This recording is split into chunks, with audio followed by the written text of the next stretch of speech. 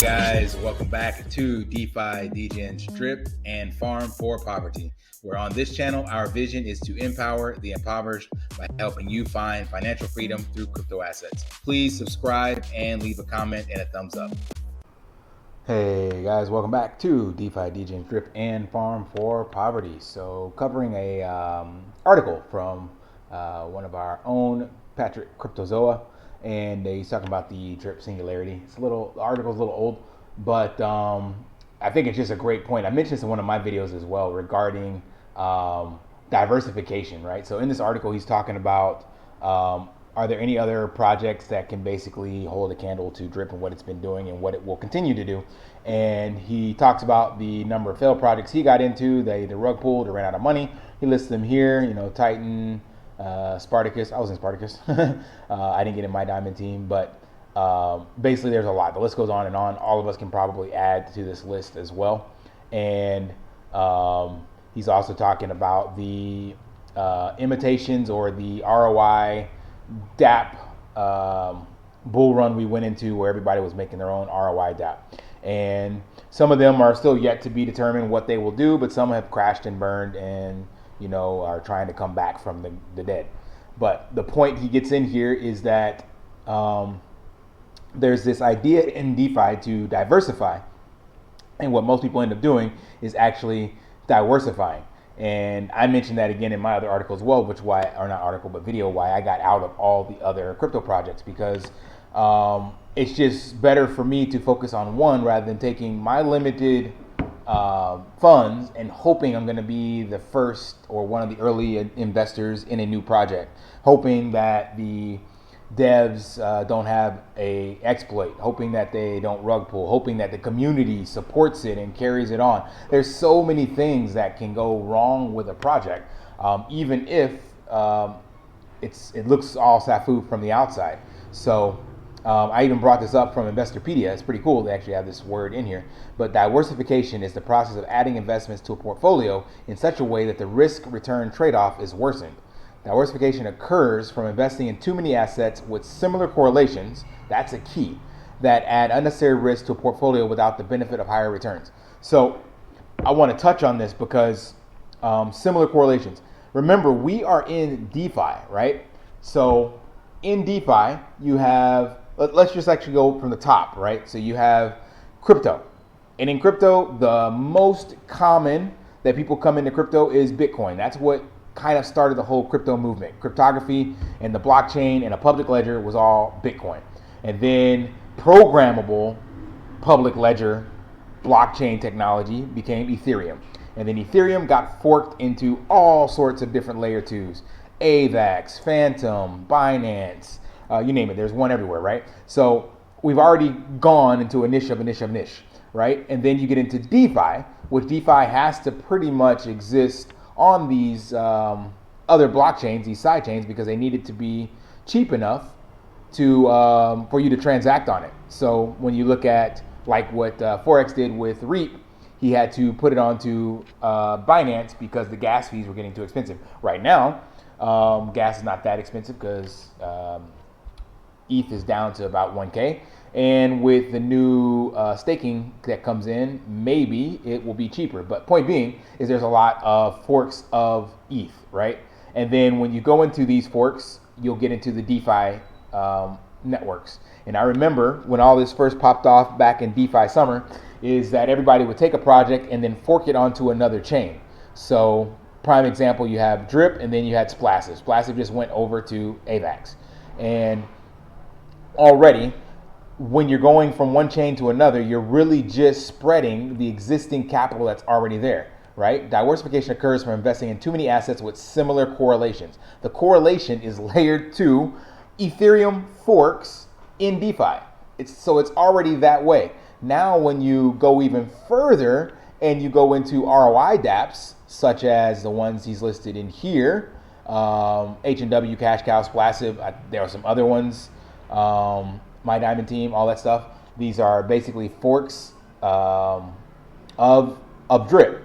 And then remember, Drip was a fork of bankroll float. So that means if you're going to just try to dabble in all of these, then you are literally, by definition, diversifying, because they are all correlated. The money that's in these is all pretty much from the same people jumping around. Yes, there's new people that come in, but not enough new people from the ones that already know about and already invested. So they just jump onto the next platform hoping to make money for the next thing. So the whole point of this article, and that he lays out really well, is stop diversifying. I mentioned that before as well. Stop trying to spread your risk, which all you're doing is actually compounding your risk. Because if you fork something, you have to rewrite the code, rewrite the contract. You're hoping that the community supports it. You're hoping that the dev doesn't exploit it. And you haven't done your research. You're just gambling. You're not diversifying. You're gambling. Just be honest with yourself. And he goes into basically talk about, where is it? What big major companies do, like your Teslas, your Microsoft, here we go, your Apples. So he's like, diversification is for the plebes. Just ask Elon's or Gates or Jobs or any other kingdom builder. They usually have nearly all their wealth in a single business name, an Apple or Microsoft or Tesla. Everything on black, nothing else on anything else. Now, I agree with this wholeheartedly, especially if you're just getting started. As you're making money, then you can, of course, go into different areas. So like if you look at this, you can look at Tesla, and Tesla is not just a car company, they're a SpaceX company, they're a battery company, they're an AI technology. Microsoft's no longer just a software, they have smartphones, they have PCs, they have all sorts of stuff. Same thing with Apple, right? No longer just about a phone, there's iPads, there's laptops, there's streaming services, all that, right? But the company itself is still the company. So it's kind of like, again, with Drip. You can get into the Forex ecosystem, and then you can put your money in different places, just like there's different products under each of these giants.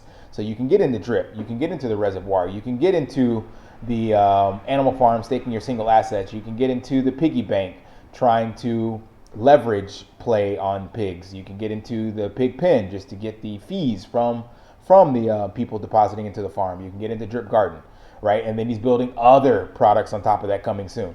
So the whole point of this article, and I'm one of the few that you'll hear shouting from the rooftops about this. Everybody else is like, yeah, diversify, diversify, diversify.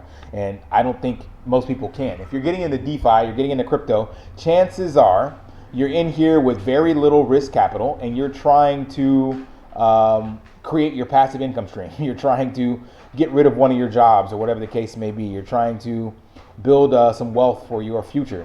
And that means you don't have extra money to be gambling. Like I said, it is gambling. You're not diversifying. Don't lie to yourself, because again, not my definition.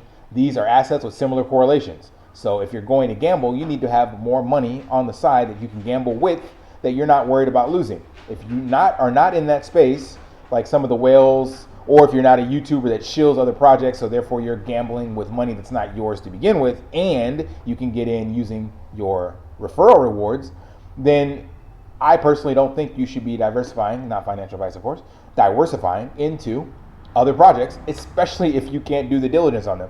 I'm still learning about Drip and the Forex ecosystem, and he's still evolving on this thing, and I've got over 300 videos, over 1,000 hours worth of content, and I still have no clue what's going on.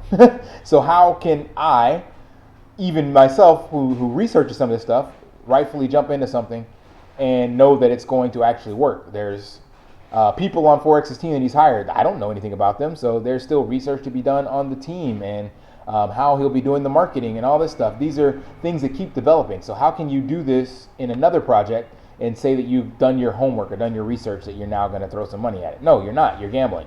It's always a gamble. So keep that in mind as you attempt to spread your bags out. So unless you check one of those boxes I just mentioned, then I personally believe you need to find one project that you know and believe in, and you just go double down, go hard on that, and ride it till the wheels fall off, or to the moon, or till it crashes and burns. That's the easiest way to probably win at this game in the long run. Just like a lot of people get in, they just bet on Bitcoin. They don't understand the other stuff with all the other essentially forks of Bitcoin. I guess ETH is technically not a fork because it does something different, but still, it's like you had one thing and then all these other things came out, and people don't understand the other things, so they just keep going hard on Bitcoin. That's exactly what Michael Saylor does. He's all about Bitcoin, right? So find your one project, go in on that, do your research on that, double down, triple down, buy the dips. If it's something you believe in and you believe it has long-term sustainability, then you're never going to get wrecked in it because it'll be there. So when even when it corrects 90%, 95%, you'll know it'll go back up. So that's my take on it. You can read this article from Cryptozoa, Drip the Singularity. Funny picture of a monkey up here. Don't know why, but that's cute. All right, guys. Until next time, lift daily and achieve your impossible. See ya.